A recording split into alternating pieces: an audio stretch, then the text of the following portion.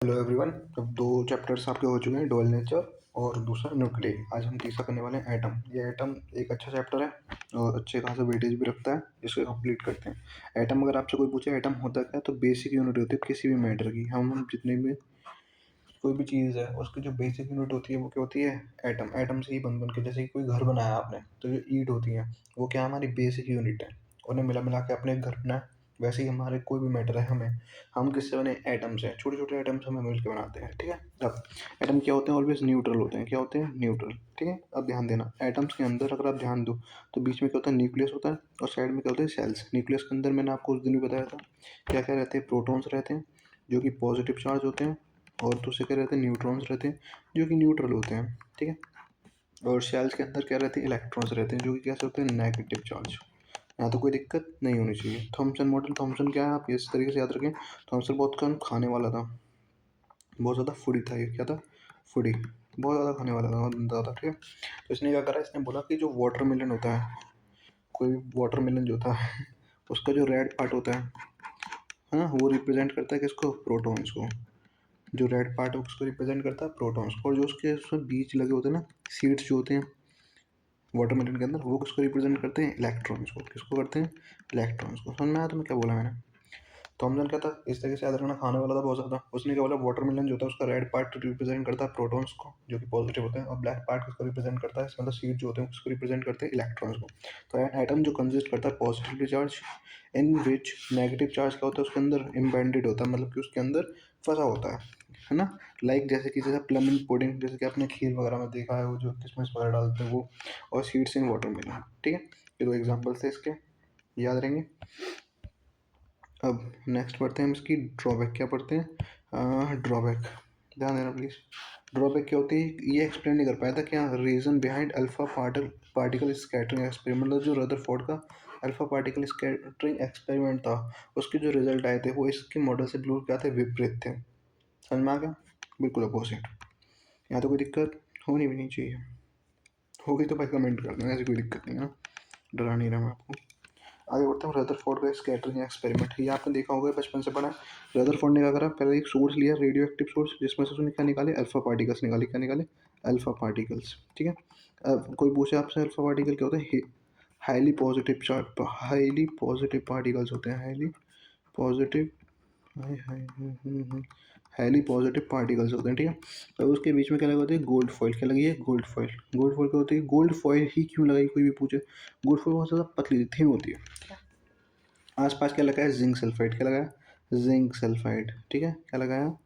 Zinc sulphide. Zinc sulphide को लगाया। कोई फ्लोरोसेंट मटेरियल होता है, मैंने पहले बताया था। कोई भी चीज़ टकराएगी तो क्या करेगा? ब्राइट करेगी। समझ में आ रही है यहाँ तक? अब उन्होंने क्या करा, जब अल्फा पार्टिकल्स को भेजा जो गोल्ड फॉइल से बाहर जा रही थी बार बार, और सीधे जाके यहाँ पे हिट कर रही थी यहाँ पे, उन्होंने बोला कि most of the alpha particle क्या है? गो स्ट्रेट जा रहा है, मतलब बिल्कुल स्ट्रेट जा रहा है, ठीक है, विदाउट डिफ्लेक्शन। तो इसका मतलब क्या है? पहले इस ऑब्जर्व से क्या रिजल्ट आया होगा कि जो अगर सारा का सारा कोई भी चीज़ अगर बिल्कुल स्ट्रेट जा रही है, कोई भी ना डिफ्लेक्ट कर रही है, ना कुछ अपनी पाथ को थोड़ा भी चेंज कर रही है, तो इसका मतलब क्या है? वो पूरी चीज़ जो जिसके अंदर से वो जा रही है वो क्या होगी? खाली होगी, एम्प्टी होगी। फिर उन्होंने बोला कि कोई एक अल्फा पार्टिकल है ना, बहुत ज़्यादा पार्टिकल्स में क्या है? डिफ्लेक्ट कर रहा है स्मॉल एंगल से। मतलब डिफ्लेक्ट तो कर रहा है बट बहुत ज़्यादा स्मॉल एंगल से कर रहा है, ठीक है। जैसे कि यहाँ से आया तो बहुत ज़्यादा स्मॉल एंगल से कर रहा है। अब तीसरा क्या बोला उन्होंने? एक सेकंड, ठीक है। तीसरा क्या बोला उन्होंने? तीसरा उन्होंने बोला कि ओनली वन इन 10,000। उन्होंने बोला कोई एक पार्टिकल 10,000 पार्टिकल्स में क्या कर रहा है? डिफ्लेक्टेड हो रहा है बाय 180 के एंगल से। कितने से? 180 से। जैसे जिस पाथ से वो आया उसी पाथ से क्या हो गया? वापस चला गया। कोई एक पार्टिकल हो रहा है, इसका मतलब क्या है? कहीं ना कहीं सेंटर में कोई ना कोई एक ऐसी चीज़ रखी है, हाईली पॉजिटिव चीज़, जो क्या कर रही है? अल्फा पार्टिकल उसी के पाथ पे वापस भेज रही है, ठीक है। और अगर कोई एक पार्टिकल जा रहा है, बहुत ज़्यादा पार्टिकल, 10-15 हज़ार पार्टिकल्स में से कोई एक पार्टिकल वापस जा रहा है, इसका मतलब जो चीज़ वहाँ पर रखी है वो क्या होगी? बहुत ज़्यादा स्मॉल साइज में होगी, ठीक। तभी ये पॉसिबल है। आगे बढ़ते हैं। अब कंक्लूजन्स क्या है इससे? इससे कंक्लूजन है कि मोस्ट ऑफ द स्पेस जो है इज़ एन एम्प्टी है। मैंने बताया था मोस्ट ऑफ द पार्टिकल का वो एटम का स्पेस क्या होगा? एम्प्टी होगा। और जो होल पॉजिटिव चार्ज है वो क्या? कॉन्सेंट्रेटेड है वहाँ सेंटर पे, क्योंकि अल्फा पार्टिकल जो था हमारा एक पार्टिकल वो बिल्कुल अपने पाथ से ही वापस लौट कर देता है। इसका मतलब सेंटर पर कोई चीज़ रखी है, बहुत ज़्यादा क्या है, पॉजिटिव है। अब इलेक्ट्रॉन्स क्या करते हैं, रिवॉल्व करते हैं अराउंड द न्यूक्लियस। इलेक्ट्रॉन्स कहाँ रिवॉल्व करते हैं, अराउंड द न्यूक्लियस, है ना। और उन्हें रिवॉल्व करते हैं, जैसे कोई भी चीज़ रिवॉल्व करती है तो उसे क्या चाहिए, सेंट्रीपिटल फोर्स चाहिए। और यहाँ पे सेंट्रीपिटल फोर्स कौन दे रहा है, इलेक्ट्रोस्टैटिक फोर्स। कौन बना रहा है, इलेक्ट्रोस्टैटिक फोर्स। जब इलेक्ट्रॉन्स अट्रैक्ट करते हैं प्रोटॉन्स को तो उनके बीच का जो इलेक्ट्रोस्टैटिक फोर्स है वही किसका काम कर रहा है, सेंट्रीपिटल फोर्स का। समझ में आ गई चीज़, बात क्लियर है। अब लिमिटेशंस पढ़ते हैं। लिमिटेशंस में क्या है, सबसे पहले रदरफोर्ड की जो मेजर लिमिटेशन थी वो क्या थी कि वो एक्सप्लेन नहीं कर पाया था क्या, स्टेबिलिटी ऑफ एटम। एटम की स्टेबिलिटी को एक्सप्लेन नहीं कर पाया था। दूसरी क्या थी कि वो एक्सप्लेन नहीं कर रहा था कि लाइन स्पेक्ट्रम के रीजंस क्या थे, जो स्पेक्ट्रम बनते हैं उसके रीजंस क्या थे, वो उनको एक्सप्लेन नहीं कर पाया था। समझ में आ गई। अब ध्यान देना जरा। हम्म, हम्म, हम्म, हम्म, हम्म। क्या बोला मैं, अब हम देखेंगे distance of closest approach. Distance of closest approach क्या होता है, ध्यान देना। ये एक न्यूक्लियस है, ये अल्फा पार्टिकल है। अब ऐसा तो नहीं अल्फा पार्टिकल से टकरा के वापस जा रहा होगा, नहीं, कोई ना कोई एक मिनिमम डिस्टेंस होगा जहाँ पे अल्फा पार्टिकल आता होगा, रुकता होगा और फिर अपने पाथ पे वापस लौट जाता होगा। तो यहाँ से यहाँ तक का जो बिल्कुल क्लोजेस्ट डिस्टेंस होता है, सबसे छोटा वाला डिस्टेंस होता है, उसे बोलते हैं डिस्टेंस ऑफ क्लोजेस्ट अप्रोच। अब ठीक है, अब ये क्या होता है जब यहाँ पे पार्टिकल रुकता होगा, तो पार्टिकल रुका इसका मतलब काइनेटिक एनर्जी किसकी इक्वल होगी, पोटेंशियल एनर्जी है।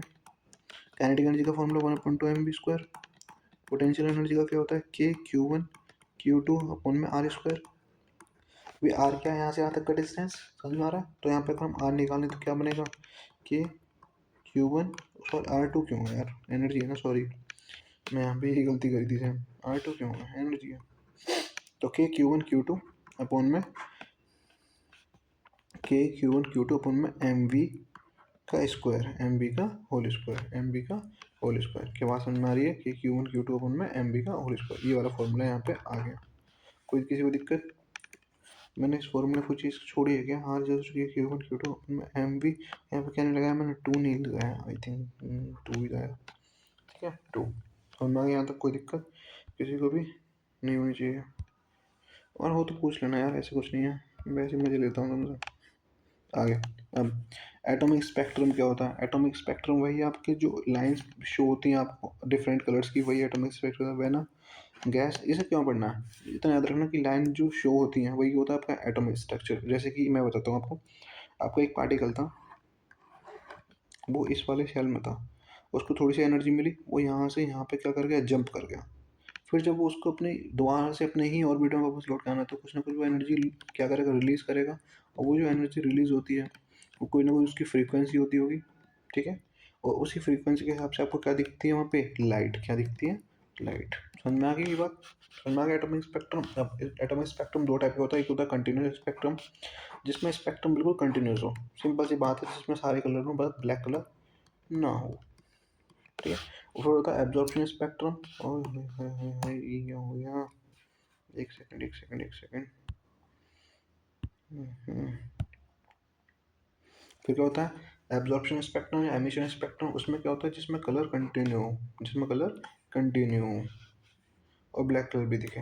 जैसे कि फॉर एग्जांपल कैसे बोल सकता हूँ मैं, इस टाइप का दिखता होगा ये, जैसे कि ये है, इसमें पूरे में कोई कलर होता होगा, बस यहाँ पे थोड़ा सा ये ब्लैक कलर, तो इसका मतलब है यहाँ का जो कलर था वो क्या होगा, एब्जॉर्ब हो गया। क्या हो गया, एब्जॉर्ब। ये याद करने के हिसाब से बता रहा हूँ कि ब्लैक कलर हो वो कौन सा होता है, एब्जॉर्प्शन स्पेक्ट्रम या एमिशन स्पेक्ट्रम। यहाँ तक की कोई दिक्कत है किसी को भी है तो बता देना भाई, ऐसे कोई दिक्कत नहीं है, पढ़ लेंगे हम दोबारा से, कोई दिक्कत नहीं है। अब क्या है, बोहर मॉडल। क्या है, बोहर मॉडल। बोहर मॉडल क्या कहता है, इलेक्ट्रॉन रिवॉल्व करता है, देखो क्या हो रहा है यार, एक मिनट।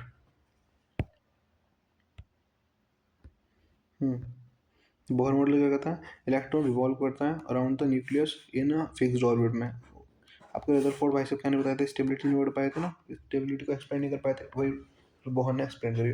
बोहर ने क्या बोला कि इलेक्ट्रॉन जब भी रिवॉल्व करता है वो अपने फिक्स्ड ऑर्बिट में रिवॉल्व करता है, इधर उधर नहीं भागता। दूसरा क्या, जो इलेक्ट्रॉन रिवॉल्व करता है उस ऑर्बिट में इलेक्ट्रॉन रिवॉल्व करता है जिसका एंगुलर मोमेंटम कितना हो, NH/2 पाई, NH/2 पाई। एन की वैल्यू कितनी हो सकती है, 1 2 3 4 कुछ भी हो सकती है, ठीक है, NH/2 पाई। तीसरा क्या था, बोहर ने बोला कि जो रेडियस होता है किसी भी ऑर्बिट का। उसका फॉर्मूला क्या होता है, आर इज डायरेक्टली प्रोपोर्शनल होता है नंबर ऑफ ऑर्बिट के। R is directly proportional number of orbit के। नंबर ऑफ ऑर्बिट मतलब लास्ट वाला ऑर्बिट। अब डायरेक्टली प्रोपोर्शनल का साइन हटेगा तो क्या कांस्टेंट आएगा। यही कांस्टेंट क्या होता है, radius of nucleus, radius of hydrogen atom, radius of hydrogen atom, जिसकी वैल्यू कितनी होती है 0.53 इंटू में एम स्ट्रॉन्ग। अब 1 एम स्ट्रॉन्ग में कितने होते हैं, 10⁻⁻10 मीटर। समझ में आ गया। अब तो यहाँ पे क्या है, एन स्क्वायर, आर नॉट की वैल्यू तो बताइए आपको 0.53 इंटू एम स्ट्रॉन्ग इंटू में एन स्क्वायर, यही होता है रेडियस का फॉर्मूला। यहाँ तक कोई दिक्कत है? बता दो ना। आगे क्या है, अब नेक्स्ट नंबर हमारा velocity. Velocity is directly proportional होती है क्योंकि speed of light. Speed of light को हटा ही देना यार, क्या दिक्कत है। स्पीड ऑफ लाइट तो भाई कांस्टेंट होती है, तो वेलोसिटी इज इनवर्सली प्रोपोर्शनल होती है किसके, नंबर ऑफ ऑर्बिट के। जब इसको हम सॉल्व करते हैं तो फॉर्मूला होता है हमारा क्या, 1/137 multiply by speed of light divided by n. ठीक है। अब स्पीड ऑफ लाइट की वैल्यू कितनी है, 3 × 10⁸। इसे पुट करोगे तो कुछ और एक और फॉर्मूला बन जाएगा। बात समझ में आया? बस आपको इतना याद रखना, वेलोसिटी इनवर्सली होती है किसके, नंबर ऑफ ऑर्बिट के। यहाँ पे रेडियस क्या होता है, डायरेक्टली भी होता है किसके, नंबर ऑफ ऑर्बिट का स्क्वायर के। यहाँ तो कोई दिक्कत हो किसी को? ठीक है। अब एक नेक्स्ट फॉर्मूला होता है वो है एनर्जी का, energy of electron. Energy of electron का फॉर्मूला क्या होता है, माइनस में 136 अपॉन में एन स्क्वायर, माइनस में 136 अपॉन में एन स्क्वायर। ठीक है। एन स्क्वायर का होता है नंबर ऑफ ऑर्बिट। ठीक है। अब याद रखना काइनेटिक एनर्जी क्या होती है, वो टोटल एनर्जी का नेगेटिव होता है। फॉर एग्जाम्पल टोटल एनर्जी आई है 10। ठीक है। तो काइनेटिक एनर्जी कितनी होगी, प्लस का 10। ठीक है। और पोटेंशियल एनर्जी कितनी होगी, ट्वाइस होती है ऑफ टोटल एनर्जी के। तो टोटल एनर्जी 10 थी, तो पोटेंशियल एनर्जी कितनी होगी, 2 × 10 तो कितनी होगी 20। ज़्यादा समझ में आया, कोई दिक्कत नहीं होनी चाहिए। Spectral series of an atom, spectral series पढ़ने वाले हम एटम की। अब अगर first number of n is two 1 हो, मतलब फर्स्ट ऑर्बिट हो, तो कहते हैं लाइमन सीरीज। कौन सी होती है, लाइमन सीरीज। सेकंड ऑर्बिट के लिए बार्मर, थर्ड के लिए पास्चन, फोर्थ के लिए ब्रैकेट और फिफ्थ के लिए पीफंड। फर्स्ट पढ़ लेते हैं, पहले के लिए लाइमन, दूसरे के लिए बार्मर, तीसरे के लिए पास्चन, फोर्थ के लिए ब्रैकेट और फिफ्थ के लिए पीफंड। अब लाइमन में कौन सी रे पाई जाती है, यूवी रेज। बार्मर में विजिबल रे पाई जाती है, बाकी सब में इंफ्रारेड। ठीक है, याद रखना। अब यहाँ पे एक फॉर्मूला होता है किसका, वेव नंबर का। 1/λ क्या होता है, वेव नंबर होता है। सही है, वेव नंबर क्या होता है, 1/λ। या 1/λ का लिख लो। वो कहता है आर ब्रैकेट में 1/n1 का स्क्वायर, जहाँ पहले इलेक्ट्रॉन था, माइनस 1/n2 का स्क्वायर, यहाँ पे इलेक्ट्रॉन पहुंचा है जंप करके। ठीक है। अब याद रखना आर की वैल्यू कितनी होती है, रिडवर्क कांस्टेंट कहते हैं आर किसको, आर को क्या कहते हैं, आर को क्या कहते हैं, रिडवर्क कांस्टेंट आर। इसका टाइम थोड़ा ज़्यादा लग रहा है। रिडवर्क कांस्टेंट जिसकी वैल्यू कितनी होती है 1.097 इंटू 10⁻7 मीटर इनवर्स। समझ में आ गई बातें? हाँ, आपका चैप्टर कंप्लीट होता है। इस चीज़ को याद रखें, वो बोलेगा कि इलेक्ट्रॉन जंप कर रहा है from Lyman series to Balmer series, या Balmer series to Paschen, Paschen to Balmer. तो ये चीज़ें याद रहें आपको। ठीक है। अगर ये क्वेश्चन सॉल्व करना है इस फॉर्म को याद करें। ठीक है। हो गया आपका चैप्टर कंप्लीट, ये वाला हो गया ना? हाँ, हो गया। Thank you. ढंग से पढ़ने प्लीज़। ठीक है ना?